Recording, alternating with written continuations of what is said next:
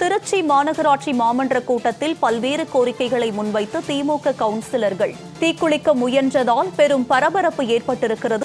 தீக்குளிக்க முயன்ற திமுக கவுன்சிலரால் பெரும் பரபரப்பானது ஏற்பட்டிருக்கிறது. அலுவலக நுழைவாயில் முன்பு கவுன்சிலர் காஜாமலை விஜி தீக்குளிக்க முயன்றதால் பரபரப்பானது ஏற்பட்டிருக்கிறது. இது பற்றிய கூடுதல் விவரங்களை பதிவு செய்ய காத்திருக்கிறார் எமது செய்தியாளர் இளவரசன். அவரிடம் விவரங்களை கேட்டு பெறலாம். இளவரசன், திமுக கவுன்சிலர் தீக்குளிக்க முயன்ற சம்பவம் பெரும் பரபரப்பை ஏற்படுத்தி இருக்கும் நிலையில் இதற்கு என்ன காரணம்? கண்டிப்பாகுமா, அதாவது திருச்சி மாநகராட்சி கவுன்சிலரான காஜாமலை விஜய் வந்து திமுகவில் திருச்சி மாநகர திமுகவில் முக்கியமான ஒரு பங்காற்றிட்டு வந்தவர். இவர் வந்து அமைச்சர் KN நேருவினுடைய ஆதரவாளரான இவர் வந்து கடந்த சில அதாவது திருச்சி MP சிவா வீடு புகுந்து தாக்கப்பட்ட சம்பவம் மற்றும் அவரது பகுதியில வந்து வருவாய்த்துறையினர் ஜப்தி செய்ய சென்ற போது வருவாய்த்துறையினர் தாக்கப்பட்ட சம்பவத்தில் இவர் மீது வழக்கு பதிவு செய்யப்பட்டது. இதனையடுத்து அவர் கட்சியிலிருந்து நீக்கப்பட்டார். கட்சியிலிருந்து நீக்கப்பட்டாலும் இவர் தொடர்ந்து வந்து கட்சியின் கூட்டங்கள் மற்றும் அனைத்து கூட்டத்திலும் இவர் கலந்து கொண்டிருந்த நிலையில் வந்து திருச்சி மாநகரில் ஒரு மிக முக்கியமான திமுக பிரமுகர்ல வந்து காஜாமலை விஜய் என்பவர் மிக முக்கியமானவர்.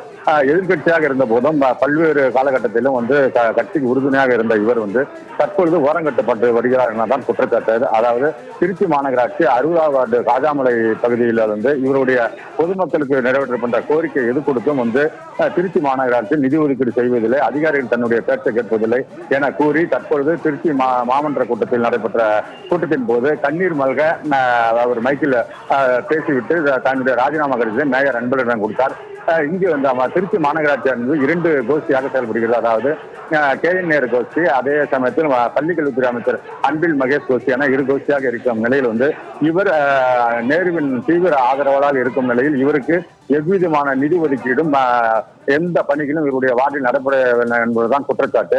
இதனை அடுத்து அவர் ராஜினாமா கடிதம் கொடுத்து விட்டு வெளியே வந்த அவர் தனது காரில் வைத்திருந்த பெட்ரோலை எடுத்து அவர் தனது உடலில் ஊற்றிக்கொண்டு மாநகராட்சியின் அவலங்கள் குறித்து அவர் கோஷமிட்டவாறு தீக்குளிக்க முயன்றார். உடனே அந்த பகுதியில் இருந்த மற்ற கட்சியினரும் பொதுமக்களும் வந்து அவரை குறைத்து பெட்ரோலில் இருந்து அவரை காப்பாற்றி அவரை வந்து ஆசுவாசப்படுத்தி வருகின்றனர்.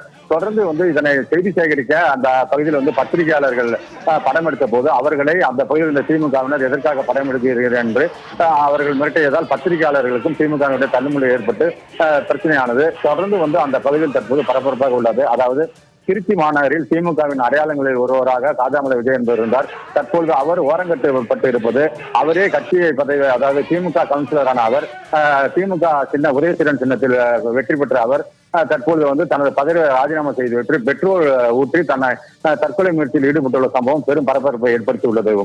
உங்களுடைய விரிவான விவரங்களுக்கு நன்றி இளவரசன்.